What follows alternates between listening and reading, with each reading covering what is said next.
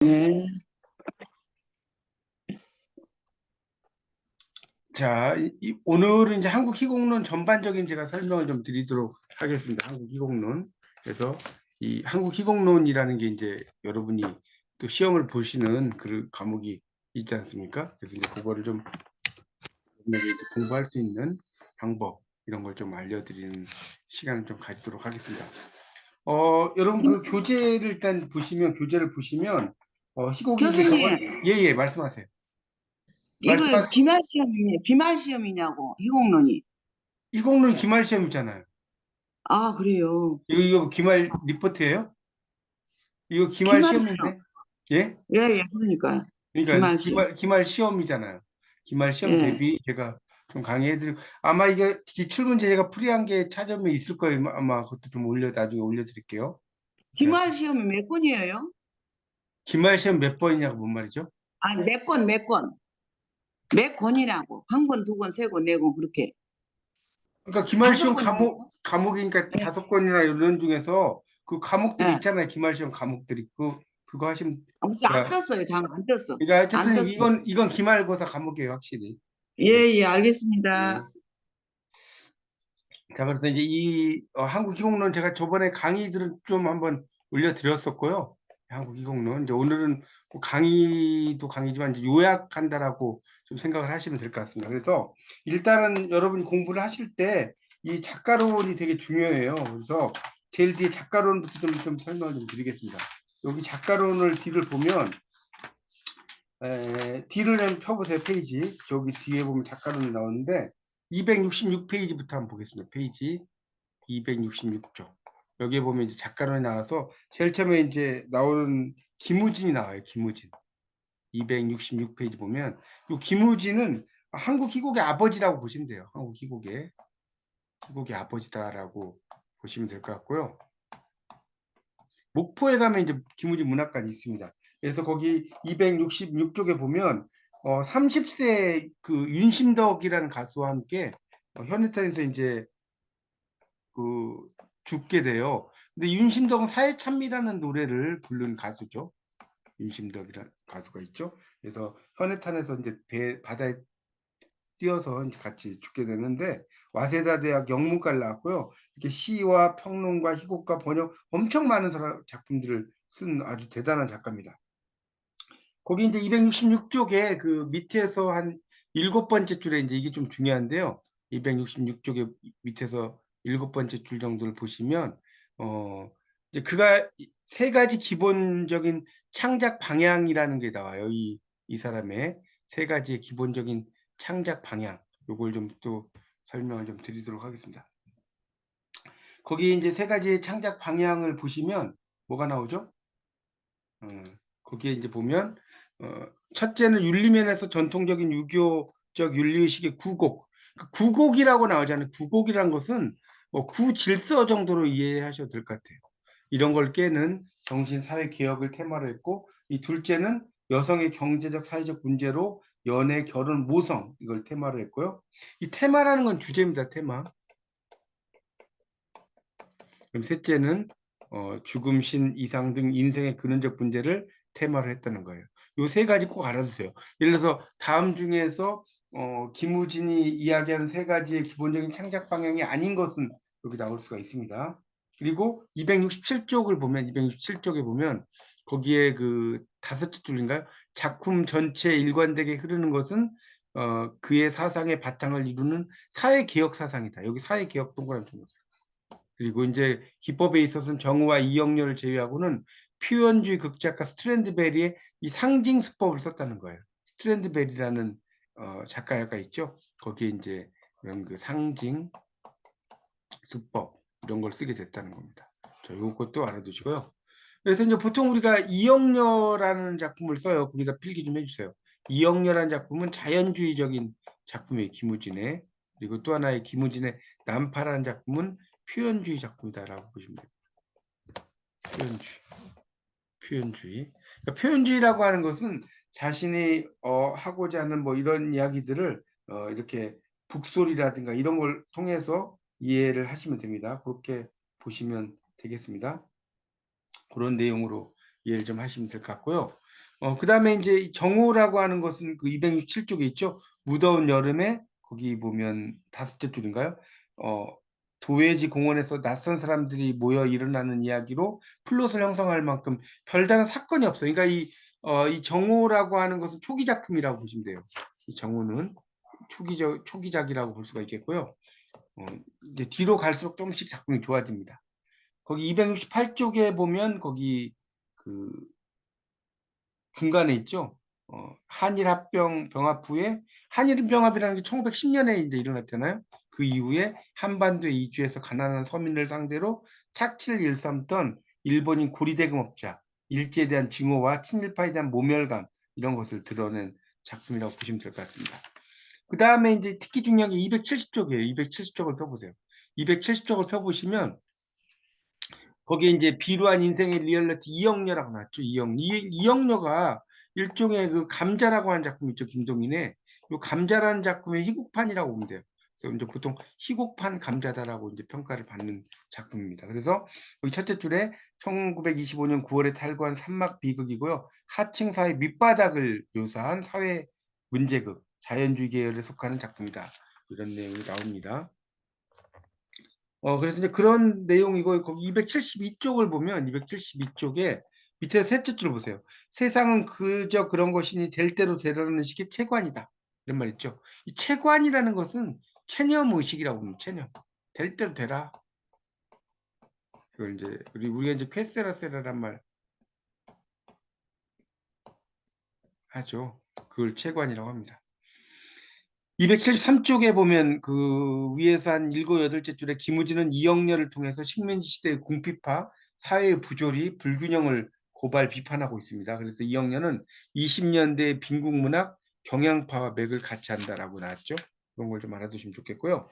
274쪽으로 넘어가면 274쪽에 이제 결혼과 여성에 대한 문제 제기에서 두대기 시인의 한멸 나왔는데 이 두대기가 바로 누더기예요. 누더기. 이 누더기 아시죠? 이거 이제 목포 방언이라고 보시면 됩니다. 누더기란 말에 목포 방언이 두대기예요. 누더기 시인의 한멸이라는 작품입니다. 그러니까 이런 것도 일종의 버나드 쇼의 영향을 받았어요. 275쪽을 보면 275쪽에 그 세 번째 단락이 나오죠. 김우진의 여성과는 입센과 다른 버나드 쇼 나왔죠. 그다음에 스트랜드베리의 여성과는 혼합했다는 이 버나드 쇼는 사회 문제를 다루는 작가라고 보시면 될 것 같고요. 이 스트랜드베리라는 작가도 이제 그런 사회 문제들을 좀 다룬 작가입니다. 그래서 동정이나 연민보다는 275쪽에 세 번째 단락 둘째 줄 증오와 경멸 쪽으로 기운다고 나왔죠. 동정보다는 증오에 가까워요. 증오에. 동정이라기보다는 증오하는 그런 내용으로 쓰게 된다는 거죠. 그래서 이제 김우진의 작품에서 보면 이제 여성관이 특히 좀 되게 부정적으로 나옵니다. 그래서 이제 이거를 환멸의 여성관이라고 이야기해요. 환멸의 여성관.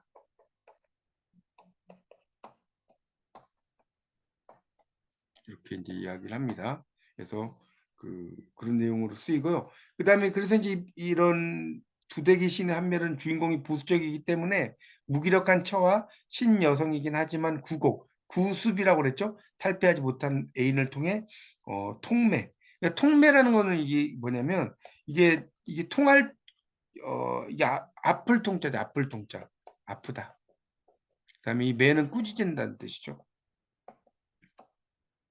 아프다고 꾸짖는다 이런 뜻입니다. 좀 어려운 말이죠. 그래서 주제나 스타일이 스트린드베리의 희곡 미스 줄리아 매우 흡사하다는 거죠. 이 김우진이 영문학을 전공했기 때문에 그런 내용들을 희곡에다가 가지고 왔다는 내용으로 쭉 이해를 하시면 됩니다. 그래서 이제 상당히 여성의 입장에서 이제 많이 쓰인 거고요. 277쪽 보시면 거기 이제 두 번째 줄에 처는 나왔죠. 김우진의 본처의 분신, 본처가 본 부인. 그 다음에 박정자가 나오는데 이 박정자는 윤심덕 아까 사회찬미를 불렀다고 그랬죠. 분신으로 봐도 무방할 것이다. 그래서 거기 원형의 대사를 보면 가정이란 감옥이란 게 내 주위야. 아무러한 여자일지라도 한번 처가되면 사람으로의 자유가 없어진다. 여성의 영원한 생명은 이곳에 있다. 이렇게 이야기를 하죠. 그 다음에 이제 278쪽에 젊은 시인의 정신적 몰락이라는 작품이 난파라는 작품이 있어요. 난파. 난파는 이게 시험에 잘 나오는 게 278쪽의 아랫부분에 김우진의 네 번째 작품인 난파는 그가 자살하던 해 봄에 쓴 것으로 겉장의 독일어로 산막으로 된 표현주의 극이라고 명시되어 있다는 거죠. 읽어보지 않아도 본격적인 표현주의 극을 시도해 본 것임을 알 수 있다. 뭐 이런 말 나오죠. 그러니까 이런 작품이 뭐냐라고 물어보는 문제가 기출문제 엄청 많이 나왔어요. 그래서 1번 이영녀, 2번 난파, 3번 뭐, 4번 뭐 이렇게 갖고 물어보거든요. 난파 꼭 알아두시면 좋겠습니다. 그래서 상당히 279쪽에 보면 첫째 줄에 한국의 절박하고 암울한 사회와 인생을 묘사하려면 이 표현주의가 적합하다. 이제 그런 내용으로 쭉 써져 있습니다. 자, 285쪽입니다. 오늘 제가 전체적인 저번에 강의는 다 드렸기 때문에 올려놨기 때문에 오늘 하는 거는 이제 전반적인 내용을 좀 설명을 드리는 거예요. 거기 그 285쪽에 위에서 한 7째 줄에 밑줄 치세요. 작품 난파에 일관하는 주된 것은 표현주의 작가들의 일정한 모티브인 상극적 부자 모티브다. 이게 나왔죠. 상극적인 부자 모티브가 있다. 그런 것들이 나오고 있습니다. 그리고 이제 그 밑에 산돼지가 또 나오죠. 산돼지. 자, 이 산돼지라는 작품이 있는데 이 산돼지는 봄 잔디밭 위에라는 그 네 번째 줄 밑에 나오죠. 잔디밭 위에. 여기에서 영감을 얻었다는 거. 이것도 시험에 되게 잘 나와요. 봄 잔디밭 위에라는 작품에서 영감을 얻은 작품이 뭐냐 이렇게 물어볼 수 있거든요. 그런 것도 알아두시면 좋습니다. 자, 289쪽을 보세요. 289쪽에 그 밑에서 두 번째 거기에 보면 산돼지는 사회물이면서도 연애를 복선으로 깔고 있는 작품이고 김우진이 고백했듯이 그 자신의 생애 행진곡이다. 이걸 생애 행진곡이라고 해요. 자, 이걸 이제 산돼지라는 작품이 자신의 삶을 이야기하는 거다. 이런 정도로 이해하시면 될 것 같습니다. 그 다음에 294쪽에 보면 이제 송영론이 나와요. 294쪽을 펴보세요.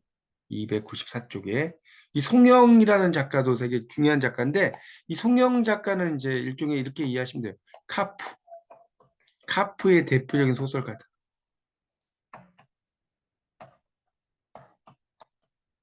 이거 이제 극작가였어요. 그러니까 카프라는 건 여러분 아시다시피 뭡니까? 조선 플롤리타리아 예술가 동맹이죠. 그런 걸 쓴 사람이에요. 그런 작가죠. 그래서 상당히 개그 무식 이런 걸 많이 쓴 작가입니다. 그래서 거기 두 번째 단락의 넷째 줄에 보면 개벽의 현상 공모를 통해 소설가로 등단한 그는 20년대 후반부터 카프의 소설가, 극작가로 활동했다. 그리고 이제 메가폰, 신건설의 그 각 본부에 소속돼 있었다 이런 말 나오고요. 그 밑에 두 번째 단락 한 10줄쯤 내려가면 이런 말이 있어요. 1920년대 신경향파적인 성향을 극복한 대표적인 카프 극작가로 군림했다. 거기다 밑줄 쳐놓으세요. 신경향파라는 거예요. 그래서 여기다 좀 필기를 하시면 인간에 대한 연민 294쪽 보고 있어요. 그 다음에 가난을 계급 모순의 결과로 이해하지 않는다. 자, 이게 이제 대표적인 거죠. 인간에 대한 연민이나 가난을 계급 모순의 결과로 이해하지 않는다. 이런 것들이 이제 그런 작가의 특징이고요. 그 다음에 이제 이 송영은 어떤 작가의 길을 걷냐면 친일 작가의 길을 걷어. 친일 극작가. 길을 걸어가고요. 해방 이후에 1945년이죠. 북한에서 활발한 활동을 합니다. 북한에 가가지고 거기서 이제 활발한 활동을 했다.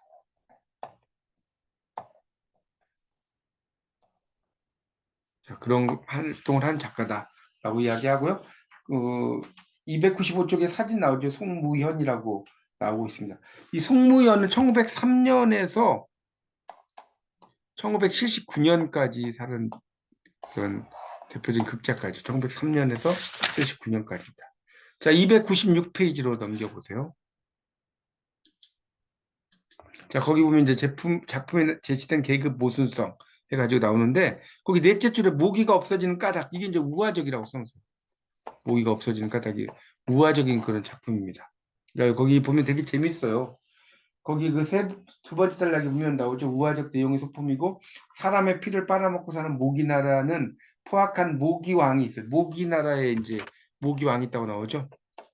백성을 착취하고 폭정을 일삼은 끝에 국군이 쇠해지고 할 수 없이 목양 강하고 평안해서 굶는 놈도 없거니와 나쁜 놈도 없는 벌나라와 개임나라의 원조를 요청하고 배가 고픈 목양이 백성들을 착취를 하죠. 그러니까 이제 사람들이 등을 돌리는 그런 이야기입니다. 그러니까 결국 목양은 그 부르주아를 이야기한다라고 볼 수도 있겠죠. 자, 297쪽에 보면 이제 송영의 본격적인 희곡 작품이 이제 정의와 칸바스라든가 이런 작품이 있는데 특히 정의와 칸바스 세 번째 단락입니다. 297쪽. 여기 보시면 이 정의라고 하는 것은 뭐냐? 사회주의라고 써서 사회주의고 이 칸바스라고 하는 건 뭐냐? 예술이죠. 그러니까 예술이라는 것은 이제 허영심, 허유의식 이런 것들을 다루고 있죠. 그러니까 결국은 이런 작품들은 뭐냐면 송영의 작품 써놓으세요. 조선 민족 내부의 대조적인 갈등을 상징적으로 전달합니다. 자, 이게 이제 대표적인 특징이죠. 조선민족 내부의 대조적인 갈등을 상징적으로 전달하는 그런 아주 대표적인 그 작가라고 볼 수가 있다. 그렇게 좀 여러분이 이해를 여기는 하시면 될 것 같습니다. 그리고 이제 뒤로 넘겨보시면 그 298쪽의 마지막 단락 나오죠. 이상과 같이 정의학 캔버스는 몇 가지 결점에도 불구하고 부르주아 계급의 허위의식을 비판한다는 거예요. 거기 마지막 단락의 첫째 줄, 둘째 줄에 보시면 나오죠. 부르주아 계급의 그런 그 허위의식을 비판한다. 그리고 거기서 좀 네 줄 내려가면 노동자 계급의 건전성, 미래에 대한 낙관적 전망. 거기 낙관적 전망이다 밑줄 쳐서요. 낙관적이에요. 그러니까 비관적이지 않다는 거죠. 낙관적인 전망을 했다는 거. 자, 299쪽으로 넘어가면 299쪽. 부정적 인물의 풍자 낙관적 전망이라고 나왔죠. 그래서 부정적 인물 상당히 풍자를 많이 하죠. 그렇게 이제 볼 수가 있습니다. 뭐 그런 작품들이 또 쭉 나와요. 부정적 인물에 대한. 특히 이제 300쪽으로 넘어가면 두 번째 단락 일체의 면회를 거절하라. 그러니까 여기서는 이제 어떤 이야기냐면 사장의 이중적인 모습.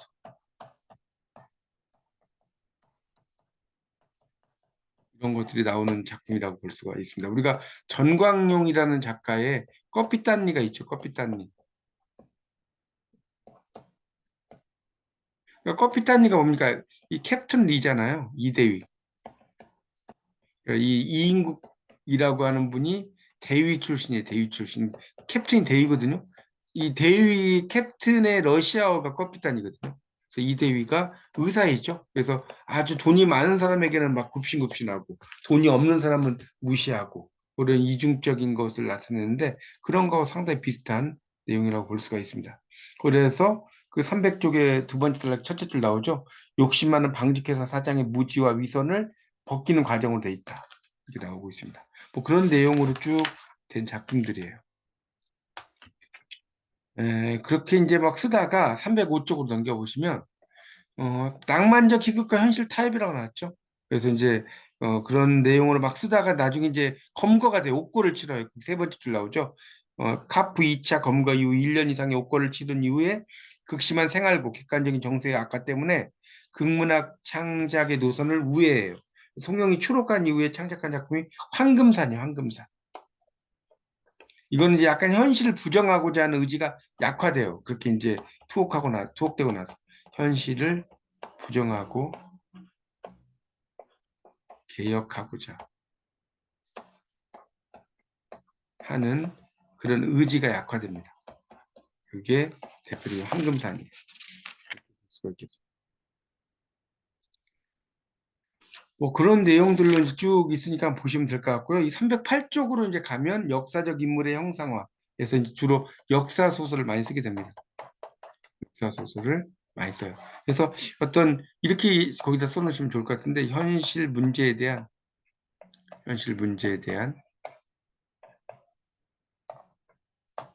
예언자적 설명.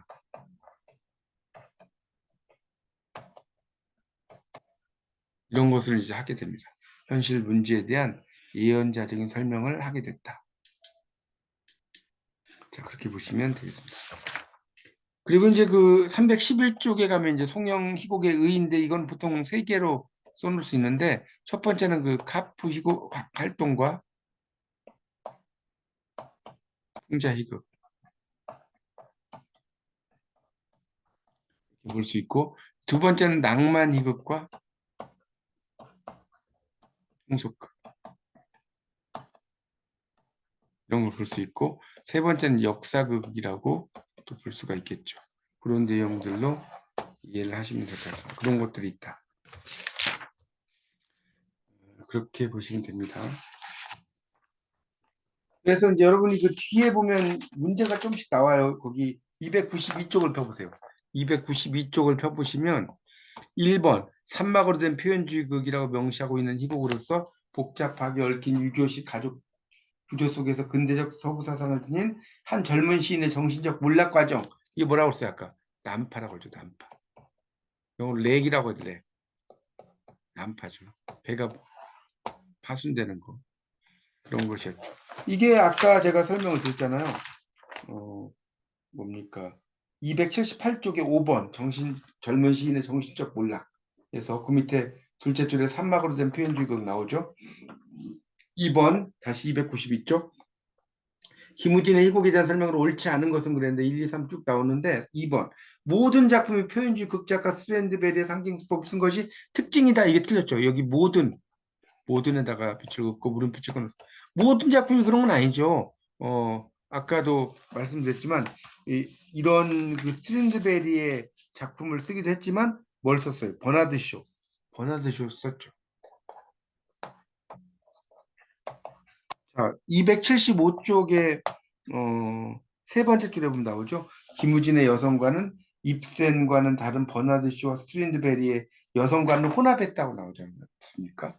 그래서 버나드 쇼도 들어가야 되겠죠. 자, 다시 이제 송영에 대해서는 뒤쪽으로 간 문제가 나와요. 거기 314쪽을 펴보세요. 314쪽.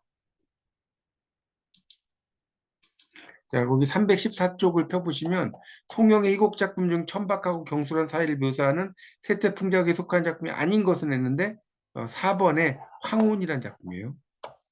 아까 제가 황금산 이야기했고 가사장이나 윤씨 일기 이런 작품들도 이제 송영의 작품을 보면 나와 있어요.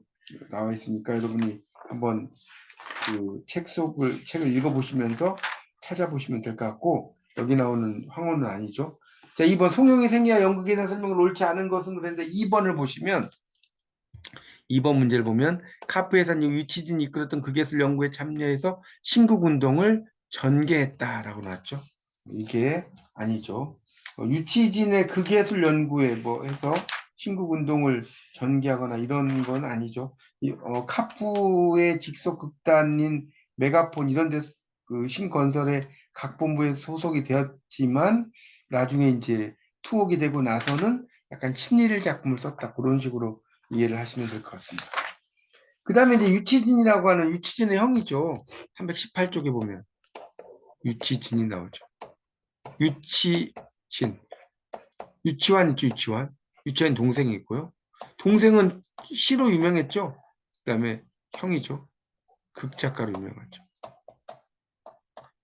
유치진의 작품이 나오는데 관동 대지진의 참변을 겪고 이제 오게 돼요. 1920년에 그 일본에 유학으로 갔지만 그래서 돌아와서 그 연구운동을 선택을 하고 도야마 중학을 졸업하고立교대 영문과에 입학을 합니다. 거기서 나오죠. 서구의 극문학과 연극 이론을 공부했고요. 로맹 롤랑의 민중예술론에 감화를 받아 민중 계몽적인 연극의 뜻을 두었다고 한다. 대학 재학 시절에 조선의 처지와 비슷한 아일랜드, 이 아일랜드가 조선하고 비슷한 영국에 보면 나라가 있지 않습니까? 특히 아일랜드가 있어요. 그래서 아일랜드가 나중에 독립을 하는데 그래서 이제 사숙했다는 거죠. 그러니까 정신적인 스승을 삼았다는 거예요. 쇼 오케시를 졸업 논문으로 다뤘다는 겁니다. 그런 내용이 나옵니다. 그리고 이제 그 밑에 가면 31년 봄 대학을 졸업하자 서울로 향했고 구상했던 연극 형태가 러시아의 지식인 청년들이 펼쳤던 연극의 부나로드라고 나왔죠. 이걸 이제 우리말로 하면 민중속으로라는 뜻이에요. 써놓으세요. 민중속으로. 부나로드. 그래서 그 산 신문, 살아있는 신문 연극, 그래서 행장 연극을 계획했다. 그 행장이라고 하는 것은 이제 여러분이 국문학 공부하시면 나오지만 어떤 사람이 일대기를 적어놓은 걸 행장이라고 그래요. 일대기. 이런 것들을 써놓은 것들이죠. 윤씨 행장 뭐 이런 거죠. 그런 것들을 극으로 했다는 겁니다. 자, 319쪽. 그래서 이제 그 위에 뭐 여러 이야기들 나오는데 특히 이제 여기 보면 토막이라는 작품이 나와요. 토막. 319쪽에 그 뭡니까? 첫 번째 달 밑에 둘째 줄 토막 버드나무산 독립풍경 소 나오죠. 토막이라는 것은 뭐냐면 흙으로 된 움막이에요. 이거 토막이라고 하죠. 그래서 그런 작품도 씁니다. 특히 이제 유치진의 대표적인 작품은 토막도 토막이지만 이 소라는 작품이 상당히 유명해요. 유치진의 작품 중에 소가 되게 유명하다. 그렇게 이해하시면 되겠습니다. 근데 이 소가 검열을 통과하지 못해서 320페이지의 셋째 줄에 나오죠. 거기 8회 공연 예정인 작품이 소가 검열을 통과하지 못했고 동경학생예술자원들이 제작한 소공연 팸플릿이 문제가 되어 유치진은 종로 경찰서에 또 구속이 돼 버립니다. 그러니까 결국은 일제에 의해서 탄압이 되는 거죠. 거기에 써놓으세요. 일제의 탄압에 따른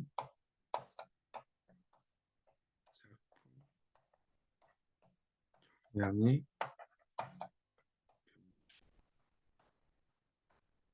이게 나옵니다. 일제 탄압에 따른 작품 경향의 변모다라고 볼 수 있습니다. 321쪽으로 가면 그래서 이제 암울한 농촌 현실과 사실주의를 다루게 됩니다. 거기 그 321쪽에 그 두 번째 단락에 보면 토막은 나오죠. 유치진의 초기 사실주의의 맹아. 이 맹아라는 건 뭐냐면 싹이에요, 싹. 싹이라고 써놓으세요. 보여주는 작품이다. 그래서 일제의 고통받는 농민들의 참상을 보여줬다는 거예요. 그게 토막이죠. 거기 그 321쪽에 토막이라고 한자 나오죠. 흙으로 된 움막을 토막이라고 이야기합니다. 그래서 이제 외양간 같이 누추하고 음습한 토막집으로 설정된 토막의 배경에는 여기 나오죠. 세 번째 단락의 첫 줄에 더 이상 몰라갈 것도 없고 더 이상 지킬 것도 없는 가난한 농가이다라고 하죠. 토막의 배경. 더 이상 몰라갈 것도 없고 지킬 것도 없는 농가다. 그래서 일종의 김유정의 소설에 나오는 농가하고도 비슷하다라고 볼 수가 있겠죠. 이게 토막입니다. 그런 내용으로 쭉 나오고요. 그 다음에 이제 323쪽에 보면 두 번째 단락의 넷째 줄에 버드나무선 독리의 풍경이라고 나왔죠. 독리. 독리란 건 마을을 뜻해, 마을. 이런 것을 이야기하는 거. 그런 것들을 이야기합니다. 소도 마찬가지죠. 소도 이제 그런 일제에 희생당하는 소장민의 삶. 거기서 소는 일제에 희생당하는. 뭐 소뿐만이 아니에요. 유치인의 작품들이 그래요. 가난한 소장민 삶을 다루고 있다라고 보시면 되겠습니다. 그런 내용 정도로 여러분 좀 이해를 하시면 될 것 같고요. 그래서 거기 이제 331쪽에 보면 여성의 자각과 가정 문제극인데 거기 332쪽을 펴보시면 당나귀부터 나오죠. 332쪽. 당나귀 이거 시험에 되게 잘 나옵니다. 아일랜드 빛을 주세요. 극작가 존 밀린턴 시인의 그늘진 산골에 영향을 받은 작품이다. 이게 뭐냐? 당나귀. 이게 나오니까 꼭 알아두셔야 됩니다. 그리고 이제 현실 도피와 역사극이라고 하는 것이 그 뒤에 나오고 있죠. 현실 도피와 역사극. 336쪽에 보면 나옵니다. 그러니까 일제에 의해서 이제 탄압을 받고 하니까 도피를 하려고 그래요. 그리고 역사극을 많이 쓰죠. 그리고 340쪽에 넘기면 일제 말기 유치진의 친일 활동이 또 나와요. 친일. 친일을 또 했어요. 그러니까 이 친일 행각이라고 하죠. 이런 것 때문에 이 30년대의 극문학이죠. 전체에 대한 평가.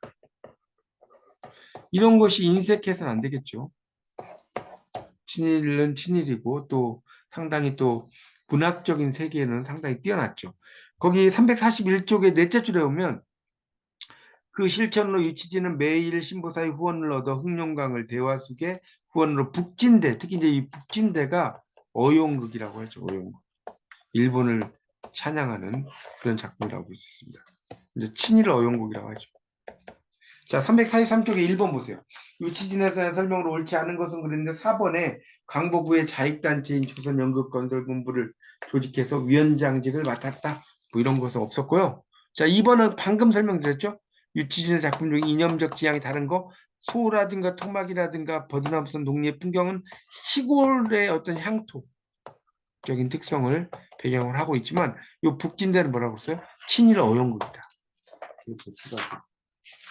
그다음에 이제 함세덕이 뒤에 가서 나와요. 함세덕, 오영진 뭐 이렇게 나와 있는데 함세덕은 동승이라고 하는 작품으로 되게 유명한 그런 작가예요. 영화로도 동승했죠.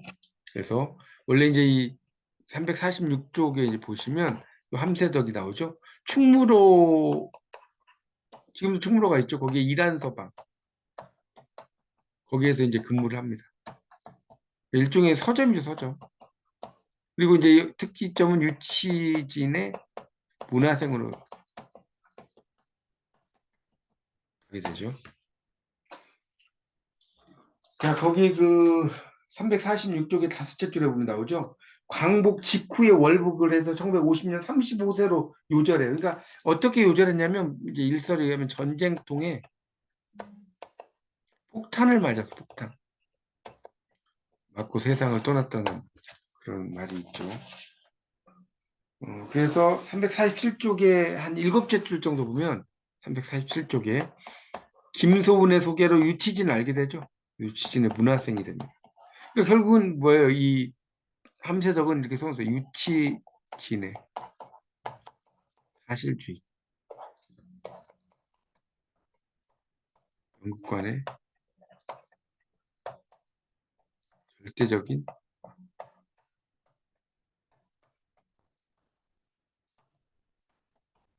영향을 받게 됩니다.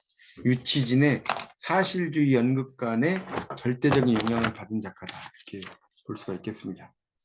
그래서 이제 특히 거기 그 보시면 348쪽에 나오죠. 두 번째 단락에 그의 작품을 검토해보면 유치진과 마찬가지로 아일랜드의 어떤 극작가의 그런 그 영향들을 받았다는 것이 나오죠.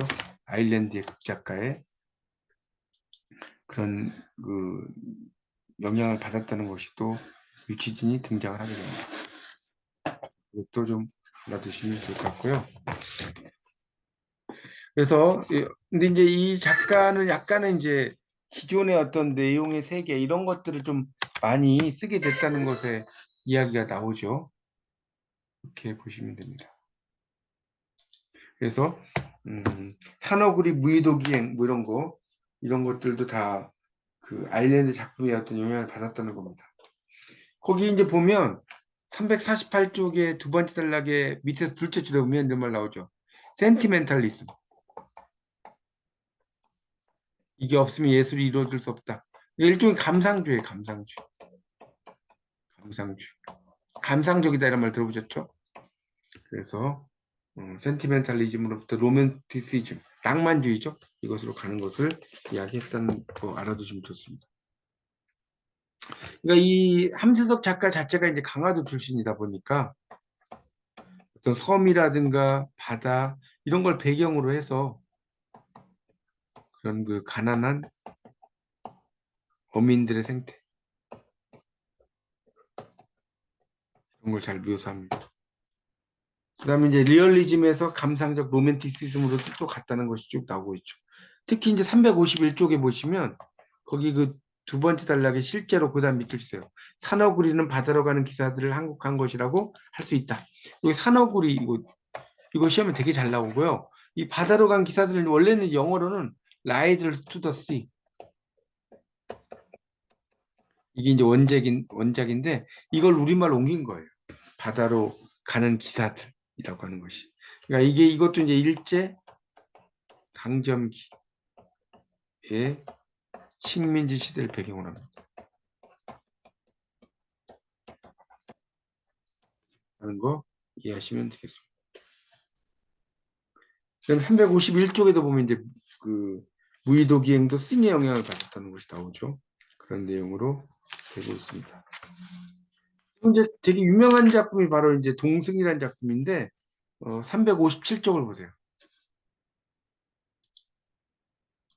자, 이 357쪽에 보시면 두 번째 단락 동승. 그러니까 이 동승이라는 게 이제 함세덕의 작품 중에서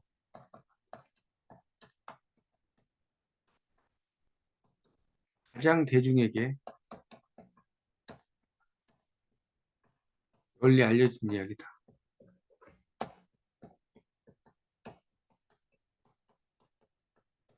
이렇게 볼 수가 있겠죠. 결국 이제 어린아이 스님 동승이 좋아하는 또 한 보살님이 있죠. 그래서 이제 보살님과 함께 세속계로 나가려고 하는 뭐 그런 어떤 고뇌 이런 것들이 잘 다루어지고 있습니다. 여기 358쪽의 두 번째 줄에부터 보시면 한 동승의 슬픈 이야기를 통해 작가는 인간적 욕망과 사랑, 이별, 꿈과 동경을 그리고 있고 일찍이 다른 작가에서 볼 수 없는 낭만주의적 성향이다. 밑줄 쳐놓습니다. 그런 것들도 나오고 있습니다.